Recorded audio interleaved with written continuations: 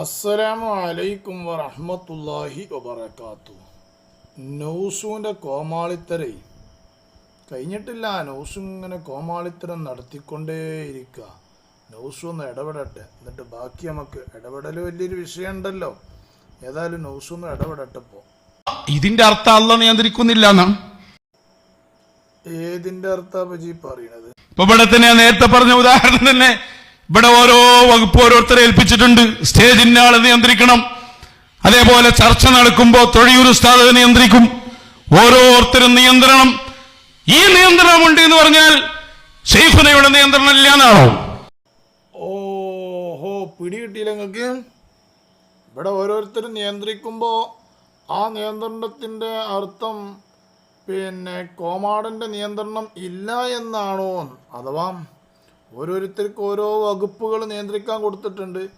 മൂത്രപ്പൈസലിന് ചട്ടിയും പാത്രങ്ങളും, അതുപോലെ തന്നെ തൊഴിയൂരിന് കുഞ്ഞാമീന് സ്റ്റേജിൽ അങ്ങനെ കസാല നിർത്താൻ അങ്ങനത്തെ നിയന്ത്രണങ്ങൾ, അതുപോലെ തന്നെ പമ്പേഴ്സിന് ചോറ് വളമ്പാനുള്ള നിയന്ത്രണങ്ങൾ, ഇവന് കുത്തിത്തിരിപ്പ് ഉണ്ടാക്കാനുള്ള നിയന്ത്രണങ്ങൾ, ഇങ്ങനെ ഓരോരുത്തരെയും ഓരോ വകുപ്പുകളായിട്ട് ഓരോരുത്തർക്ക് കൊടുത്തിട്ടുണ്ട്. ഇതെല്ലാം നിയന്ത്രിക്കുന്നത് ആരാണ്? കോമാട്ട് ജാലിൽ അബ്ദുള്ളയാണ്.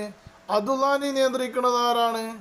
അത് അബ്ദുള്ളാനെയും ഈ മൂത്രപൈസലിനെയും അതുപോലെ തന്നെ കുഞ്ഞാമീനെയും പമ്പേഴ്സിനെയും അതുപോലെ തന്നെ വലിയ കോളാമ്പിയെയും ഒക്കെ നിയന്ത്രിക്കുന്നത് ആരാണ്? അത് ലോകരക്ഷിതാവായ അള്ളാഹു ആണ്. നോക്ക്, നമുക്ക് എന്തോ പറയും നോക്കുക. എല്ലാവരുടെയും മുകളിൽ ആ വലിയ നിയന്ത്രണമുണ്ട്. ഇവരെല്ലാരും നിയന്ത്രിക്കുന്നതിന്റെ മുകളിൽ കോമാട്ട് ജാലിൽ അദ്ദുവിന്റെ ആ നിയന്ത്രണം ഉണ്ട്. അതിന്റെ അർത്ഥം ഇല്ലാന്നൊന്നുമല്ല. അതിന്റെ അർത്ഥം ഇല്ല അതിന്റെ അർത്ഥം അതില്ലാന്നൊന്നുമില്ല എന്ന് പറഞ്ഞ പോലെ അള്ളാഹു ഓരോരുത്തരെ ഓരോ നിയന്ത്രണങ്ങൾ ഏൽപ്പിച്ചു. അപ്പൊ അതന്നല്ലേ കോളാമ്പിയെ പേരോട് ഉസ്താദും പറയണത്? അതന്നല്ലേ പേരോട് ഉസ്താദും പറഞ്ഞത്? അതിന്റെ എല്ലാം നിയന്ത്രണം ആരുടെ കയ്യിലാ? അള്ളാഹുവിന്റെ കയ്യിലാണ്. അതിന്റെ എല്ലാറ്റിന്റെയും നിയന്ത്രണം ആരുടെ കയ്യിലാണ്? അള്ളാഹുവിന്റെ കയ്യിലാണ്. ഇപ്പോൾ സ്റ്റേജ് നോക്കുന്നത്, ചോറ് വളമ്പുന്നത്, ഇങ്ങനെ മൈക്ക നോക്കുന്നത്, ഇങ്ങനെ ആളെ ശ്രദ്ധിക്കുന്നത്, വീക്ഷിക്കുന്നത്, ഇതൊക്കെ ഓരോരുത്തരെ ഏൽപ്പിച്ചിട്ടുണ്ട്. ഇവരുടെ എല്ലാവരെയും നിയന്ത്രിക്കുന്നത് കോമാട്ട് ജാലിൽ അബ്ദുള്ളയാണ്. എന്നാൽ എല്ലാറ്റിൻ്റെയും നിയന്ത്രണം ആരുടെ കയ്യിലാണ്? അത് അള്ളാഹുവിൻ്റെ കയ്യിലാണ്. ഇവരെല്ലാവരെയും നിയന്ത്രിക്കുന്നത് ആരാണ്? അള്ളാഹു ആണ്. അങ്ങനെ അള്ളാഹു അല്ല എന്ന് വന്നാൽ എന്താകും? അതും നൗഷാദ് തന്നെ പറയുന്നത്. ഖുർആൻ തന്നെ എതിരാവുന്നു. അള്ളാഹു അല്ല ഇതിൻ്റെയൊക്കെ നിയന്ത്രണം എന്ന് വന്നാൽ ഖുർആൻ തന്നെ എതിരായി പോകുന്നു. അതന്നെ ഉഷാദ പറയുന്നത്. ശരിയാണ്, അതങ്ങനെ തന്നെയാണ്. ഖുർആനിൽ ഒരു സ്ഥലത്ത് അല്ലാഹു പറയുന്നുണ്ട്,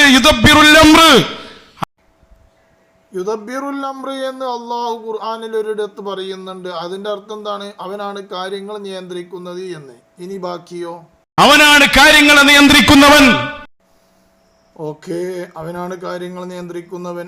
ഇനി ബാക്കി അത് പറഞ്ഞ റബ്ബനെ കുറച്ചിങ്ങോട്ട് പോന്നിട്ട് ഫൽ മുദബ്ബിറാത്തി അംറ, കാര്യങ്ങളെ നിയന്ത്രിക്കുന്ന ആളുകളെ തന്നെയാണ് സത്യം. അപ്പൊ മൊയ്ന്ത് നൗഷാദേ, ഇജിപ്പോ ഈ പറഞ്ഞത് എന്താ?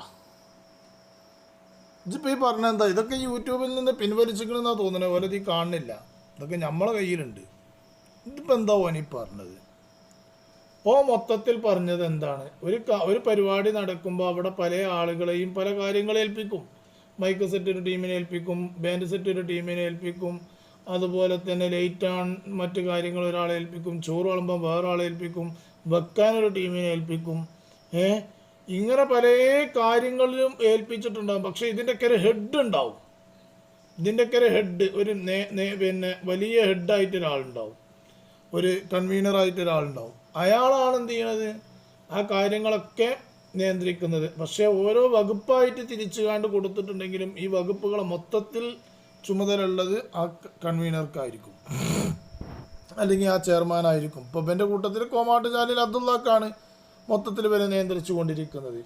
എന്നാൽ ഈ പറയപ്പെട്ട കോമാട്ട് ജാലിന് അബ്ദുള്ളാനെയും നിയന്ത്രിക്കുന്നത് ആരാണ്? ലോകരക്ഷിതാവായ അള്ളാഹു ആണ്.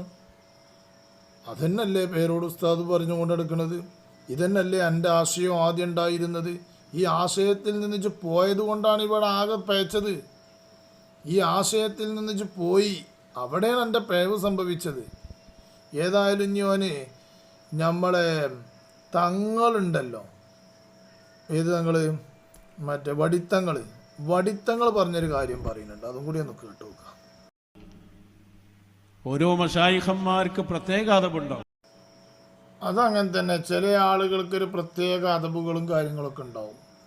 ആ സയ്യിദ് യഹിയൽ ബുഖാരി തങ്ങൾ നമ്മളോട് പറയും, സയ്യിദ് യഹിയൽ ബുഖാരി തങ്ങൾ നമ്മളോട് പറയും. ഒരു അദബ് പറയാണ്. സയ്യിദ് യഹിയൽ ബുഖാരി തങ്ങൾ നമ്മളോട് പറയും. എന്താ പറയല് അദബ്? നബി തങ്ങൾ എന്ന് പറയാൻ പാടില്ല. കേട്ടില്ലേ? യഹിയൽ ബുഖാരി തങ്ങള് നൗഷാദിനോടും പറയലുണ്ടല്ലോ, കുരുവട്ടൂരികളോട് പറയലുണ്ടോ അത്രയും, നബി തങ്ങള് എന്ന് പറയാൻ പാടില്ല. ബാക്കി പറയാം. വടിത്തങ്ങള്, ആ തങ്ങള്, ഈ തങ്ങള്, അതേപോലെ റസൂലിനെ തങ്ങളാക്കരുത് എന്ന് പറയും സല്ലല്ലാഹു അലൈഹി വസല്ലം. ഓലൊരു അദബാണ്, അത് പാലിക്കാൻ വേണ്ടി ഇങ്ങനെ പറയും. അവര് അവരുടെ മഹബത്തിൽ, അവരുടെ അദബിൽ അങ്ങേയറ്റുള്ളവരാണ് മശായിഖന്മാർ. അങ്ങനെ വടിത്തങ്ങൾ, ആ തങ്ങൾ, ഈ തങ്ങൾ എന്നൊക്കെ നിങ്ങൾ പറയുന്നത് പോലെ നബി തങ്ങൾ എന്ന് പറയരുത്. അത് അദബ് കേടാണ്. അങ്ങനെ പറയരുത്, അത് അദബ് കേടാണ്. നബി തങ്ങൾ എന്ന് പറയുന്നത് മുഹമ്മദുർ റസൂലുള്ളാഹി സ്വല്ലല്ലാഹു അലൈഹി വസല്ലം എന്നുള്ള രൂപത്തിലാണ് നബി സല്ലല്ലാഹു അലൈഹി വസല്ലം ആ തങ്ങളെ സംബന്ധിച്ച് പറയുമ്പോൾ പറയേണ്ടത് എന്നാണ്. എന്നാലോ ഈ നൗഷാദ് ഡസൻ കണക്കിന് മുഴുവൻ സ്ഥലങ്ങളിലും നബി തങ്ങൾ എന്നാണ് പറയുന്നത്. ഒരുപാട് ഞാൻ കാണിച്ചു തരാം. അവിടെയൊക്കെ നബി തങ്ങൾ എന്നാണ് പറഞ്ഞത്. എന്ത് മാതൃകയാണ് ഇവർക്ക് ഔലിയാക്കന്മാരിൽ.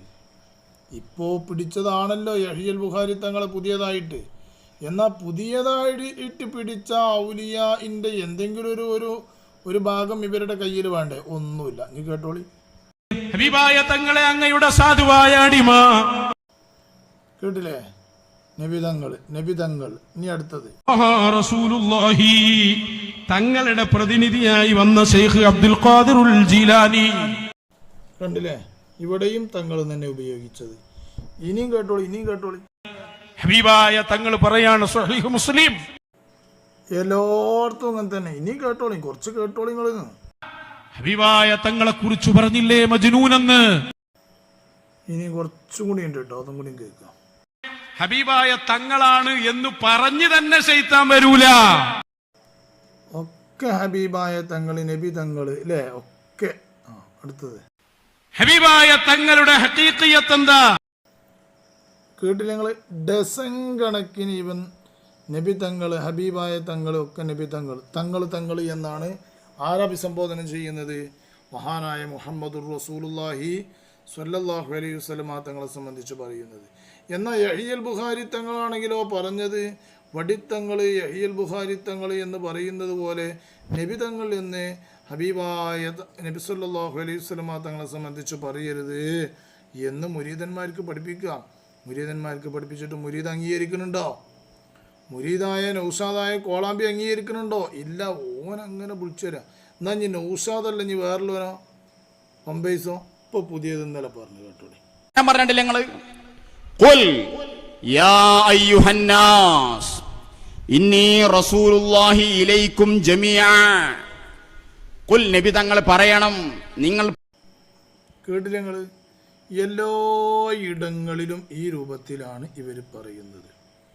ഞാനിത് പ്രത്യേകിച്ച് നിങ്ങൾക്ക് കാണിച്ചു തരാൻ കാരണം ഇവർക്ക് എന്ത് ഔലിയാക്കന്മാരിലാണ് ഇവർക്കൊക്കെ മാതൃക ഉള്ളത്? ഏത് ഔലിയാക്കന്മാരിലാണ് ഇവർക്കൊക്കെ മാതൃകയുള്ളത്? ഒന്ന് ശ്രദ്ധിച്ചു നോക്കണം എൻ്റെ പ്രിയപ്പെട്ട സുഹൃത്തുക്കളെ. അപ്പോൾ നമ്മൾക്ക് ഇവരുടെ യഹിയൽ ബുഖാരിയായ തങ്ങളാണ് ഇവർക്ക് നേതാവ്. പുതിയ ഔലിയായിട്ട് ഇപ്പം അംഗീകരിച്ചിട്ടുള്ളത്.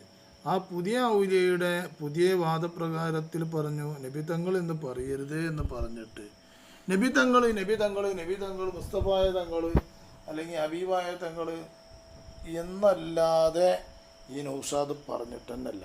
നൗഷാദ് പണ്ടേ പറഞ്ഞത് കേൾക്കൂല, വേറൊരാൾ പറഞ്ഞതോ കേൾക്കൂല, വേറൊരാൾ എങ്ങാനും ഓതി കൊടുത്തവൻ അംഗീകരിക്കൂല. അങ്ങനെയാണ്. കാരണം എന്താണെന്ന് വെച്ചാൽ ഓന് ഈ അഹങ്കാരം കൂടിയതുകൊണ്ട് ഈ കിബിറിന് കയ്യും കാലും മുളച്ച അത് ആരാന്ന് ചോദിച്ചാൽ നൗഷാദ് ആണ് എന്ന് പറയാം നമുക്ക്. കിബിറിന് കയ്യും കാലും മുളച്ച് എങ്ങനെ ഉണ്ടാവും എന്ന് ചോദിച്ചാൽ അത് നൗഷാദിനെ പോലെ ഇരിക്കും എന്ന് നമുക്ക് പറയാൻ പറ്റും. അങ്ങനെയാണ് നൗഷാദിൻ്റെ അഹങ്കാരവും കിബിറുകളും. അപ്പോൾ ഒരാൾ പറഞ്ഞു എന്നുള്ളത് കൊണ്ട് ഓൻ അങ്ങനെ ചെയ്യുന്നില്ല. പറഞ്ഞത് ഓനാണ് എടുത്തുദ്ധരിക്കാൻ ഓൻ ഉഷാറാണ്, അതിനോനെ പറ്റും. ആ സമയത്ത് അതേമാതിരി നടപ്പിലാക്കാൻ ഓനെ കണ്ട കഴിയില്ല. ഓൻ കരുതിയ മാതിരി ഓൻ വിളിച്ചു വരുള്ളൂ. ഇനി ഏത് വല്യാപ്പ എന്ത് പറഞ്ഞിട്ടും കാര്യമില്ല, ഓൻ കരുതിയതേ ഓൻ വിളിച്ചു വരുള്ളൂ. ഇപ്പോൾ നബി സല്ലല്ലാഹു അലൈഹി വസല്ലം തങ്ങളെ സംബന്ധിച്ച് ഇപ്പോൾ ഇങ്ങനെ പല കാര്യങ്ങളിലും, ഒരു വിഷയം എന്നല്ല പല വിഷയങ്ങളിലും ഏതായാലും വല്ലാത്തൊരു സാധനല്ലേ. മടവൂരിനെ പടച്ചോനാക്കി കോമാടനോൾക്ക് പീരാന്തായി ഉരുവട്ടൂരി കോമാടർക്ക് നട്ടപ്പിരാന്തായി അല്ലോ നട്ടപ്പിരാന്തായി. അരിപ്പോം തിരിപ്പോം കോതള മന്ദള എന്നുള്ള ആ പാട്ടിൻ്റെ രീതിക്കാണ് പാടിക്കുന്നത് കേട്ടോ.